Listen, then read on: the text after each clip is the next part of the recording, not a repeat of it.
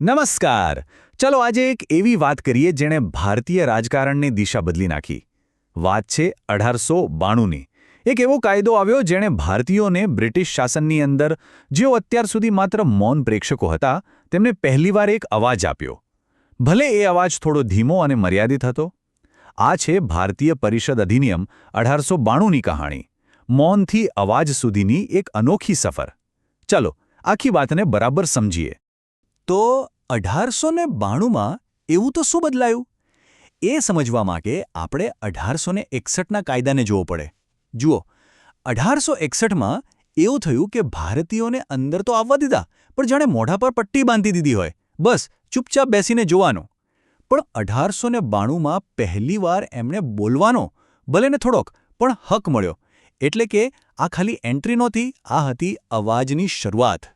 પણ સવાલ એ છે કે અચાનક આવો બદલાવ લાવવાની જરૂર જ કેમ પડી? તો એની પાછળનું કારણ એ હતું કે 1861 પછી ભારતનું પોલિટિકલ વાતાવરણ તમે જુઓ એકદમ બદલાઈ રહ્યું હતું. દેશમાં એક નવી રાજકીય ચેતનાનો ઉદય થઈ રહ્યો હતો. અને આ નવી જાગૃતિનું એન્જિન કોણ હતું? એ હતી ભારતીય રાષ્ટ્રીય કોંગ્રેસ. દાદાભાઈ નવરોજી અને ગોપાલકૃષ્ણ ગોખલે જેવા મોટા નેતાઓ હવે આગળ આવ્યા હતા. અને એમની વાત કરવાની રીત જ અલગ હતી. હવે ખાલી અરજીઓ કે વિનંતીઓ નહોતી થતી, હવે સીધો હક માંગવામાં આવતો હતો. એમણે કહ્યું, અમને પ્રતિનિધિત્વ આપો, દેશના બજેટ પર ચર્ચા કરવાનો અધિકાર આપો અને સરકારને અમારા પ્રત્યે જવાબદાર બનાવો. હવે આટલું બધું દબાણ આવે તો અંગ્રેજો શું કરે? એમણે બહુ જ સ્માર્ટ ગેમ રમી. એમને એમ કાંઈ આપી નહોતું દીધું. આ કોઈ દિલની ઉદારતા નહોતી સાહેબ. આ તો એકદમ ગણીને લીધેલું એક પગલું હતું. અંગ્રેજોની હાલત કેવી હતી ખબર છે? એ લોકો બે બાજુથી ફસાયેલા હતા. એક બાજુ 1857નો બળવો હજુ એમના મગજમાંથી ગયો નહોતો, એ ડર હતો. અને બીજી બાજુ આ કોંગ્રેસનો અવાજ દિવસે ને દિવસે મોટો થતો જ જતો હતો. તો કરવું શું? દબાણને શાંત પણ કરવું હતું અને અસલી સત્તા પણ હાથમાંથી જવા દેવી નહોતી. અને એમણે જે રસ્તો કાઢ્યો એને એકદમ સરળ ભાષામાં કહી શકાય, વેન્ટિલેશન વિધાઉટ એમ્પાવરમેન્ટ. મતલબ કે હવા નીકળવા દો પણ તાકાત ના આપો. એકદમ પ્રેશર કુકરના સેફ્ટી વાલ્વ જેવું. સીટી વાગવા દો જેથી કુકર ફાટી ન જાય, પણ અંદર રંધાય શું છે એના પર કંટ્રોલ તો આપણો જ રહે. તો ચાલો હવે બરાબર ડિટેલમાં જોઈએ કે આ કાયદામાં ખરેખર મળ્યું શું અને ક્યાં કાપ મૂકી દીધો. તો પહેલી નજરે તો એવું લાગે કે વાહ, પરિષદોમાં ભારતીય સભ્યોની સંખ્યા વધારી દીધી. પણ અસલી ખેલ તો બીજે જ હતો. આ સભ્યોને લોકો નહોતા ચૂંટતા, એમને તો ગવર્નર પોતે નોમિનેટ કરતા હતા. મતલબ દેખાવ એવો કે પ્રતિનિધિત્વ વધ્યું, પણ રિમોટ કંટ્રોલ તો અંગ્રેજોના હાથમાં જ રહ્યું. પણ હા, એક વસ્તુ નવી હતી જેણે ભવિષ્યનો પાયો નાખ્યો, અને એ હતી ઇનડાયરેક્ટ ઇલેક્શન, એટલે કે પરોક્ષ ચૂંટણીની શરૂઆત. પણ અંગ્રેજોની ચાલાકી તો જુઓ, આખા કાયદામાં ક્યાંય ઇલેક્શન કે ચૂંટણી શબ્દ જ નથી વાપર્યો. એના બદલે શું કહ્યું કે યુનિવર્સિટીઓ અને મ્યુનિસિપાલિટી જેવી સંસ્થાઓ સભ્યોની ભલામણ કરશે. શબ્દોની કેવી માયાજાળ! પણ આવું આડકતરું કામ શું કામ? સીધી ચૂંટણી કેમ નહીં? કારણ કે અંગ્રેજો ડરતા હતા. એમને ખબર હતી કે જો લોકોને સીધો વોટ આપવાનો હક આપ્યો તો રાજકીય જાગૃતિ એટલી બધી વધી જશે કે પરિસ્થિતિ હાથમાંથી નીકળી જશે. એટલે જ એમણે આ ફિલ્ટર સિસ્ટમ બનાવી, જેથી ગળાઈને એવા જ લોકો ઉપર આવે જે એમના માટે બહુ માથાનો દુખાવો ન બને. સારું, તો માની લો કે કોઈ સભ્ય પહોંચી પણ ગયો. તો એ કરી શું શકે? એમને બે નવા હક મળ્યા, પણ સાથે એટલી જ મોટી શરતો પણ હતી. પહેલું, તમે બજેટ પર ચર્ચા કરી શકો, બોલી શકો, પણ એમાં ₹1 પણ બદલવા માટે વોટ ના કરી શકો.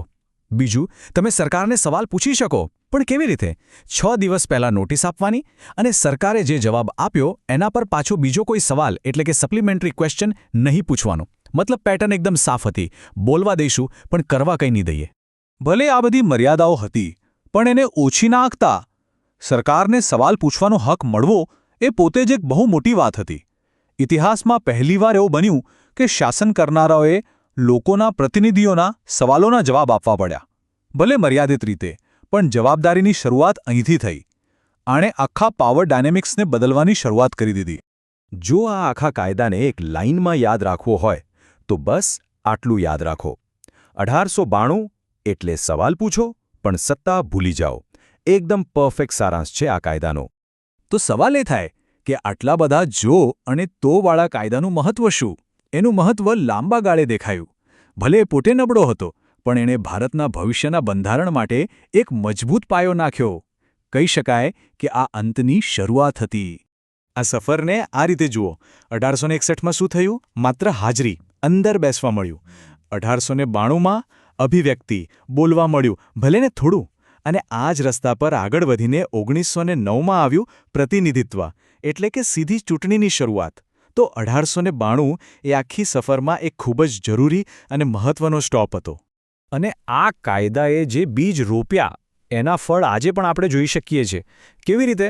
તો જે આર્થિક સવાલો પૂછવાની છૂટ મળી એનો ઉપયોગ કરીને દાદાભાઈ નવરોજી જેવા નેતાઓએ અંગ્રેજોની ડ્રેન થિયરીને લોકો સામે મૂકી કે કઈ રીતે અંગ્રેજો ભારતને લૂંટી રહ્યા હતા.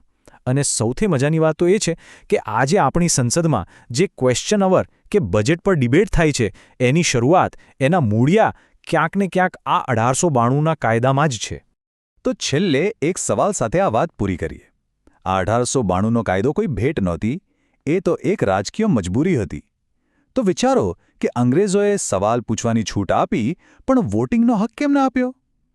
એ લોકો એવું તો કયું બેલેન્સ બનાવવા માંગતા હતા કે સાપ પણ મરી જાય અને લાઠી પણ ના તૂટે?